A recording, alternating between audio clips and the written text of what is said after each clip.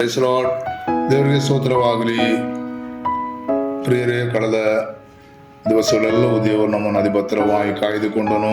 ಆತನ ರೆಕ್ಕೆಯಲ್ಲಿ ಮರೆಮಾಚಿ ನಮ್ಮನ್ನು ಪರಿಪಾಲಿಸಿದನು. ನಮಗೆ ಬರಬೇಕಾಗಿರುವಂಥ ಎಲ್ಲ ಆಪತ್ತು ಅನರ್ಥಗಳನ್ನು ನೀಗಿಸಿ ನಮ್ಮನ್ನು ಬಿಡಿಸಿ ಕಾಯ್ದುಕೊಂಡಿದ್ದಕ್ಕಾಗಿ ನಾನು ದೇವರನ್ನು ಸ್ತುತಿಸುತ್ತೇನೆ. ಹಲ್ಲೆಲೂಯಾ. ಈ ವಾರದಲ್ಲೂ ಕೂಡ ಈ ಪ್ರಾರಂಭ ದಿವಸದಲ್ಲೇ ದೇವರು ನಮಗಾಗಿ ಮಾತನಾಡುವ ದೇವರಾಗಿದ್ದಾನೆ. ನಮ್ಮನ್ನು ಕಾಯುವ ದೇವರು, ನಮ್ಮನ್ನು ಕಾಯುವ ಪುರಾಣಿಯಾಗಿದ್ದು ನಮ್ಮನ್ನು ನಡೆಸುವ ದೇವರಾಗಿದ್ದಾನೆ. ಹಲ್ಲೆಲೂಯಾ.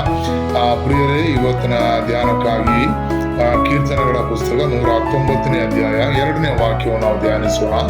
ಕೀರ್ತನೆಗಳು 119:2. Psalms 119 verse 2. ಆತನ ಕಟ್ಟಳೆಗಳನ್ನು ಕೈಕೊಂಡು ಸಂಪೂರ್ಣ ಮನಸ್ಸಿನಿಂದ ಆತನನ್ನು ಹುಡುಕುವವರು ಭಾಗ್ಯವಂತರು. ಆಮೆನ್. ಹಲ್ಲೆಲೂಯಾ. ದೇವರ ಸಮ್ಮುಖದಲ್ಲಿ ನಮ್ಮನ್ನು ಒಪ್ಪಿಸಿಕೊಡೋಣ. ಆತನ ಕಟ್ಟಳೆಗಳನ್ನು ಕೈಕೊಂಡು ಸಂಪೂರ್ಣ ಮನಸ್ಸಿನಿಂದ ನಾವು ಆತನನ್ನು ಹುಡುಕುವುದಾದ್ರೆ ನಾವು ಭಾಗ್ಯವಂತರಾಗಿ ಈ ಭೂಮಿಯಲ್ಲಿ ನೆಲೆ ನಿಲ್ಲುವುದಕ್ಕೆ ಸಾಧ್ಯವಾಗುತ್ತದೆ. ಹಲ್ಲೆಲೂಯಾ. ದುಷ್ಟನು ನಮಗೆ ವಿರುದ್ಧವಾಗಿ ಕೆಲಸ ಮಾಡುವಾಗ, ದುಷ್ಟನು ನಮ್ಮನ್ನು ನಾಶ ಮಾಡುವುದಕ್ಕೆ ಪ್ರಯತ್ನಿಸುವಾಗ, ದೇವರ ಕಟ್ಟಳೆಗಳನ್ನು ನಾವು ಕೈಕೊಂಡು ನಡೆಯುವಾಗ, ಆತನ ಆಜ್ಞೆಗಳಿಗೆ ವಿಧೇಯರಾಗಿ ನಾವು ನಡೆಯುವಾಗ, ನಾವು ಸಂಪೂರ್ಣ ಮನಸ್ಸಿನಿಂದ ಆತನನ್ನು ಹುಡುಕಿ ಆತನ ಆಜ್ಞೆಗಳನ್ನು ನಾವು ಕೈಕೊಂಡು ನಡೆಯುವಾಗ ನಾವು ಭಾಗ್ಯವಂತರಾಗಿ ದೇವರ ಆ ಸಮ್ಮುಖದಲ್ಲಿ ನಿಲ್ಲುವುದಕ್ಕೆ ಸಾಧ್ಯವಾಗುತ್ತದೆ. ಈ ಲೋಕದ ಹೋರಾಟಗಳಲ್ಲಿ ಜಯಿಸಿ ನಾವು ಜಯ ಹೊಂದಿಕೊಳ್ಳೋದಕ್ಕೆ ಸಾಧ್ಯವಾಗುತ್ತದೆ. ಹಲ್ಲೆಲೂಯಾ. ಶತ್ರು ನಮಗೆ ವಿರುದ್ಧವಾಗಿ ತೆಗೆದುಕೊಂಡು ಬರುವಂತ ಎಲ್ಲಾ ವಿಧವಾದ ಕಾರ್ಯಗಳಿಂದಲೂ ಎಲ್ಲಾ ವಿಧವಾದ ಪ್ರಯತ್ನಗಳಿಂದಲೂ ದೇವರು ನಮ್ಮನ್ನು ತಪ್ಪಿಸಿ ಕಾಯ್ದುಕೊಳ್ಳುವುದಕ್ಕೆ ಅವನು ಶಕ್ತನಾಗಿದ್ದಾನೆ. ಹಲ್ಲೆಲೂಯಾ. ಆದ್ದರಿಂದ ನಾವು ಆತನ ಕಟ್ಟಳೆಗಳನ್ನು ಕೈಕೊಂಡು ನಡೆಯುವುದಕ್ಕೆ, ಆತನು ನಮಗಾಗಿ ವೇದ ಪುಸ್ತಕದಲ್ಲಿ ಕೊಟ್ಟಿರುವಂತ ಆಜ್ಞೆಗಳನ್ನು ಕೈಕೊಂಡು ನಡೆಯುವುದಕ್ಕೆ ನಮ್ಮನ್ನು ಒಪ್ಪಿಸಿಕೊಡುವಾಗ, ನಮ್ಮನ್ನು ಸಮರ್ಪಿಸುವಾಗ, ನಾವು ತೀರ್ಮಾನಿಸುವಾಗ ಖಂಡಿತವಾಗಲೂ ದೇವರು ನಮ್ಮನ್ನು ಭಾಗ್ಯವಂತರಾಗಿ ಭೂಮಿಯಲ್ಲಿ ನೆಲೆ ನಿಲ್ಲಿಸುತ್ತಾನೆ.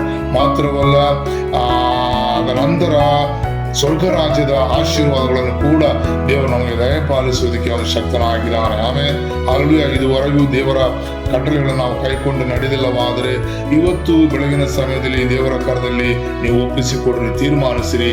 ಕರ್ತನೇ, ದೇವರೇ, ನಿನ್ನ ಆಜ್ಞೆಗಳನ್ನು ನಾನು ಕೈಕೊಂಡು ನಡೆಯುತ್ತೇನಪ್ಪ.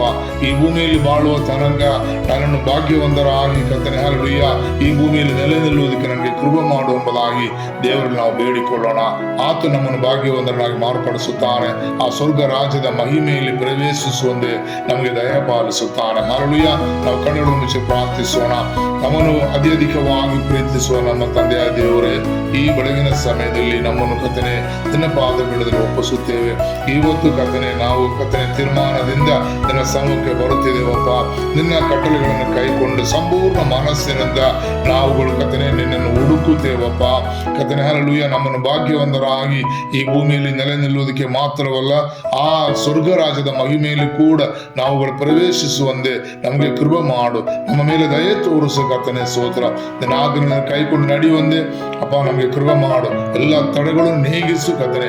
ಮುಂದೆ ಬರುವ ದಿವಸಗಳಲ್ಲಿ ನಿನ್ನ ಆಜ್ಞೆ ಪ್ರಕಾರ ನಡೆದು ನಿನ್ನಿಂದ ಸಿಕ್ಕುವಂತ ಆಶೀರ್ವಾದಗಳನ್ನು ಹೊಂದಿಕೊಂಡು ನಿನ್ನ ನಾಮವನ್ನು ಮಹಿಮೆಪಡಿಸುವಂತೆ ನಮಗೆ ಕೃಪೆ ಮಾಡು, ಅನುಗ್ರಹಿಸು. ಯೇಸುವಿನ ನಾಮದಲ್ಲಿ ತಂದೆಯೇ, amen. Hallelujah. Praise the Lord. ದೇವರು ನಿಮ್ಮೊಬ್ಬರನ್ನು ಅನುಗ್ರಹಿಸಲಿ. ಸ್ತೋತ್ರ, ಸ್ತೋತ್ರ, ಸ್ತೋತ್ರ.